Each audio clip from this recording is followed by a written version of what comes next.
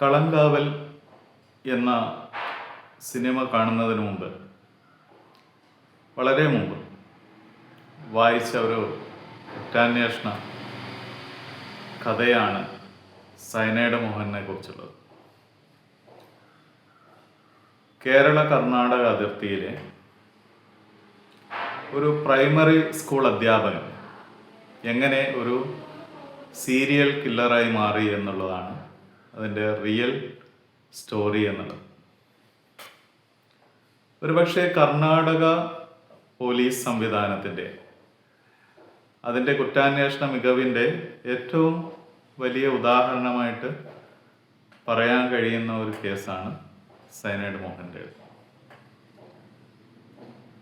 ഏത് കുറ്റവാളിയും തൻ്റെ കുറ്റകൃത്യത്തിനിടയിൽ വരുത്തുന്ന വീഴ്ചകൾ, ആ വീഴ്ചകളാണ് കുറ്റാന്വേഷകന് എപ്പോഴും സഹായകരമായി മാറുന്നത്.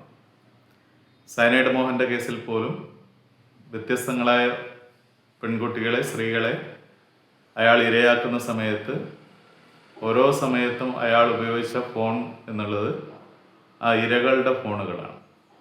അത്തരത്തിലൊരു ഫോൺ തൻ്റെ മരുമകന് കൊടുക്കുകയും മരുമകൻ അത് ഓൺ ചെയ്യുകയും ചെയ്ത സമയത്താണ്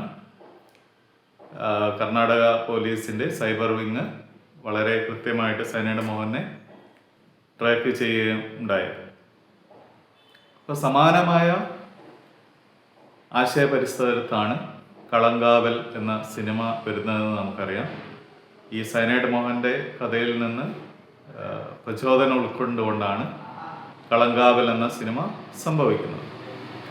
അപ്പം കളങ്കാവൽ എന്ന സിനിമയിലും സ്റ്റാൻലി ജോസ് വരുത്തുന്ന ചില വീഴ്ചകളാണ് കുറ്റാന്വേഷകന് അദ്ദേഹത്തിലേക്ക് എത്താൻ ഇടയാക്കി തീർന്ന സംഭവം. പ്രത്യേകിച്ച് അയാളുടെ കെണിയിൽ നിന്ന് രക്ഷപ്പെടുന്ന ഒരു യുവതി, ആ യുവതിയെ പിൻപറ്റി കുറ്റാന്വേഷകൻ നടത്തുന്ന ആ യാത്രകളാണ് പിന്നീട് സ്റ്റാൻലി ജോസ് എന്ന കുറ്റവാളിയിലേക്ക് എത്താൻ സഹായമായത്. അപ്പം ഞാൻ ആലോചിച്ചു, ഈ ഒരു യഥാർത്ഥ കഥാ സംഭവത്തെ അല്ലെങ്കിൽ ആ യഥാർത്ഥ കഥയെ പിൻപറ്റി വന്ന സിനിമയെ മറ്റൊരു രൂപത്തിൽ വായിച്ചാൽ മറ്റൊരു കഥയിലേക്കുള്ള സാധ്യത ആകില്ലേ എന്നൊരു ചിന്ത എന്നിൽ ഉണ്ടായി. അപ്പം അതിൻ്റെ അടിസ്ഥാനത്തിൽ പ്രത്യേകിച്ച് സയനൈഡ് മോഹൻ ചെയ്ത കുറ്റകൃത്യങ്ങൾക്കോ അല്ലെങ്കിൽ സിനിമയിൽ സ്റ്റാൻലി ജോസ് ചെയ്ത കുറ്റകൃത്യങ്ങൾക്കോ ഒരു സൈക്കോപാത്തിലുപരി ഒരു റിലീജിയസ് എലമെൻ്റ് കൊണ്ടുവന്നാൽ, ഒരു മതപരമായ ധാർമ്മികതയുടെ ഉള്ളടക്കം കൊണ്ടുവന്നാൽ അതൊരു മറ്റൊരു കഥയായി മാറില്ലേ? അല്ലെങ്കിൽ ഈ കുറ്റവാളി സമൂഹത്തിൽ മഹത്വവൽക്കരിക്കപ്പെടില്ലേ? അല്ലെങ്കിൽ ആ കുറ്റകൃത്യങ്ങൾ ഇരകളുടെ പിഴവിൽ നിന്നാണ് ഉണ്ടാകുന്നതെന്ന്, അല്ലെ ധാർമ്മികമായിട്ടുള്ള സദാചാര പിഴവിൽ നിന്നാണ് ഉണ്ടായിട്ടുള്ളതെന്ന് സ്ഥാപിച്ചാൽ ഈ കുറ്റവാളി മഹത്വവൽക്കരിക്കപ്പെടില്ലേ എന്ന ചിന്തയിൽ നിന്നാണ് ഒരു ചെറിയ കഥ, വലിയ ഘടനയും അല്ലെങ്കിൽ ഭാഷയും ഒന്നും ഇല്ലാതെ ഒരു ചെറിയ കഥ ഞാൻ ഇവിടെ പറയാൻ ശ്രമിക്കുകയാണ്. ആ കഥയ്ക്ക് ഞാൻ ഇട്ടിരിക്കുന്ന പേര് കള്ളൻ കാവൽ. അതായത് കളങ്കാവലിനെ ആ പേരിനെ അനുകരിക്കുന്ന രൂപത്തിൽ മറ്റൊരു രീതിയിൽ കള്ളൻ കാവൽ എന്നാണ് ആ കഥയ്ക്ക് ഞാനിവിടെ ഇട്ടിരിക്കുന്ന പേര്. കഥ വായിക്കാം. മതപാഠശാലയിൽ നിന്ന് പഠിച്ചിറങ്ങിയ മിടുക്കനായ വിദ്യാർത്ഥിയാണ് ആൽബി. മതമൂല്യങ്ങളാണ് അവൻ സാമൂഹിക മൂല്യങ്ങളായി കണക്കാക്കിയിരുന്നത്. അതുകൊണ്ട് ദൈനംദിന ജീവിതം അവന് സംഘർഷഭരിതമായിരുന്നു. വളരും തോറും അവനിൽ ആ സംഘർഷം മൂർച്ഛിച്ചു കൊണ്ടിരുന്നു. സംഘർഷഭരിതമായ കുടുംബത്തിൽ നിന്ന് അവൻ്റെ അമ്മ രക്ഷപ്പെട്ടത് മറ്റൊരു യുവാവിൻ്റെ കൂടെ ഒളിച്ചോടിയാണ്. അച്ഛൻ മതമൂല്യങ്ങളാൽ ഭരിക്കപ്പെട്ട കർക്കശക്കാരനായിരുന്നു. അമ്മ അയാളുടെ പീഡനം കൊണ്ട് പൊറുതിമുട്ടിയിരുന്നു. അവർ ആ അടുത്ത കാലത്ത് കണ്ട യുവാവിലേക്ക് ചരിഞ്ഞത് ഈ പ്രതികൂല ജീവിതത്തിൽ നിന്നും രക്ഷപ്പെടാനാണ്. ആൽബി ഭക്തിയുടെയും മതമൂല്യങ്ങളുടെയും ലഹരിയിൽ അഭയം പ്രാപിച്ചു. പിതാക്കന്മാർ അവനിലേക്ക് മതമൂല്യങ്ങളുടെ അന്തസാരം ആശ്വാസരൂപേണ പകർത്തു കൊടുത്തിരുന്നു. യൗവനാരംഭത്തിൽ തന്നെ അവൻ പ്രണയാബദ്ധനായി. മനോഹരമായി പാടുന്ന അവനിലേക്ക് അവൾ വന്ന് പതിക്കുകയായിരുന്നു. ആ പ്രണയം ജീവിത ദുഃഖങ്ങൾ മറക്കാൻ അവന് സഹായകരമായിരുന്നു. അവൻ അവളിലേക്ക് അതിവേഗം ലയിച്ചു ചേരുകയായിരുന്നു. അവളുടെ സ്നേഹമാണ് മതപുസ്തകങ്ങളിൽ നിന്ന് അവനെ പുറത്തു കടത്തിയത്. അവൻ ജൈവികമായി പെരുമാറുന്ന മനുഷ്യനായി തുടങ്ങിയത് അങ്ങനെയാണ്. എന്നാൽ ജീവിതം വീണ്ടും തകിടം മറിയാൻ അധിക സമയം വേണ്ടി വന്നില്ല. അവന് അവളും ലയിച്ചു ചേർന്നിരുന്നെങ്കിലും ലയിക്കാതെ നിന്ന ചിലതുണ്ടായിരുന്നു. വൈരുദ്ധ്യങ്ങൾ പതിയെ സംഘർഷങ്ങളായി വളർന്നു. സംഘർഷങ്ങൾ അവിശ്വാസങ്ങളായി വളർന്നു. ഒടുവിൽ ആ ബന്ധം അവസാനിച്ചു. അത് അവനെ മാനസികമായി തകർത്തിരുന്നു. ജഡമൂല്യങ്ങൾക്ക് അവനിൽ അപ്പോഴും വലിയ ഇടമുണ്ടായിരുന്നു.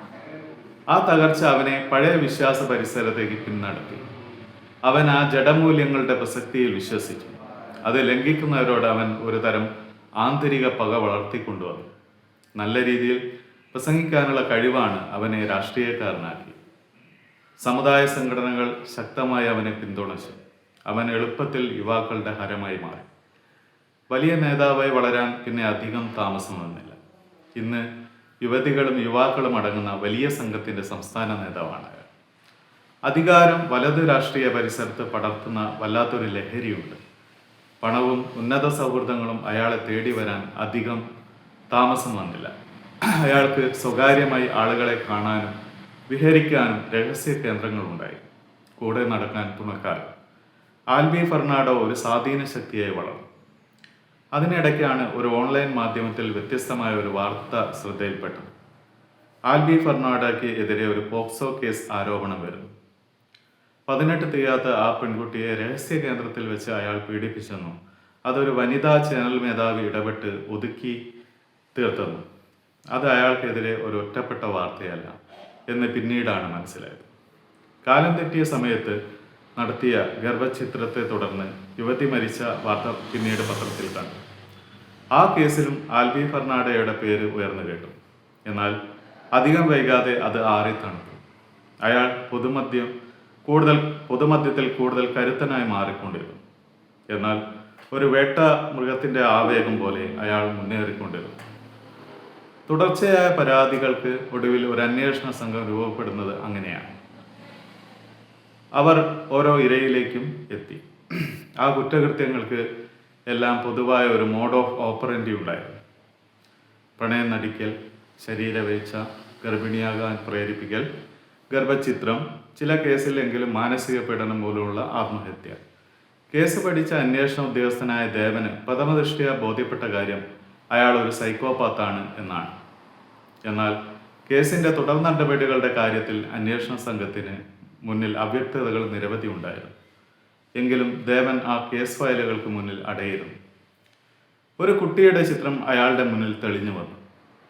വീണുടഞ്ഞ് ശൈശവം പേറിയ ഒരു കുട്ടിയുടെ ചിത്രം, അബദ്ധസഞ്ചാര വഴിയിലേക്ക് വീണുപോയ ഒരു മാതാവിൻ്റെ ചിത്രം, പള്ളിമണിയിൽ തൂങ്ങി മരിച്ച ഒരു പിതാവിൻ്റെ ചിത്രം. പിന്നീട് തന്നിലേക്ക് വീണ പെൺശരീരങ്ങൾ അത്രയും അബദ്ധസഞ്ചാരികളാണ് എന്ന് അയാൾ സങ്കല്പിച്ചു. അതിൽ വിവാഹിതകളും അവിവാഹിതകളും ഉണ്ടായിരുന്നു. അയാൾ അവരെ മോഹിപ്പിച്ചു, അമ്മയാകാൻ പ്രലോഭിപ്പിച്ചു, പിന്നീട് ഗർഭഛിദ്രത്തിന് പ്രേരിപ്പിച്ചു. നിഷ്കരണം അവരെ കഴിയൊഴിഞ്ഞു. ദേവന്റെ മുന്നിൽ കേസ് ഫയലുകൾ കുമിഞ്ഞുകൂടിക്കൊണ്ടിരുന്നു. എന്നാൽ ഇരകൾ മിക്കവരും നിശബ്ദരാക്കപ്പെട്ടവരാണ്. കേസ് അന്വേഷണം തീവ്രമായ ഘട്ടത്തിൽ ഇരകൾ സ്വയം ഹത്യയ്ക്ക് വിധേയരാകുകയോ മാനത്തിന്റെ പേരിൽ കൊല ചെയ്യപ്പെടുന്നവരോ ഒക്കെയായി മാറി. കോടതിക്ക് മുന്നിൽ വേണ്ടത് ശക്തമായ തെളിവുകളാണ്. അത് ശേഖരിക്കാൻ അയാൾ പ്രയാസപ്പെട്ടുകൊണ്ടിരുന്നു. ആൽബി ഫെർണാണ്ടോ നയിക്കുന്ന കേരള നവോത്ഥാന യാത്രയ്ക്ക് നഗരത്തിൽ സ്വീകരണമുണ്ട്. അരമനയിൽ അയാൾക്ക് തലേ ദിവസം രാത്രി വലിയ വിരുന്ന് നൽകപ്പെട്ടു. പിറ്റേന്ന് പ്രഭാതത്തിൽ റോഡിൽ ദേവൻ ചത്തുമലച്ചു കിടന്നു. ആൽബി ഫെർണാണ്ടോയുടെ കേരള നവോത്ഥാന യാത്ര അപ്പോഴേക്കും നഗരം പിന്നിട്ടിരുന്നു. നമസ്കാരം, നന്ദി.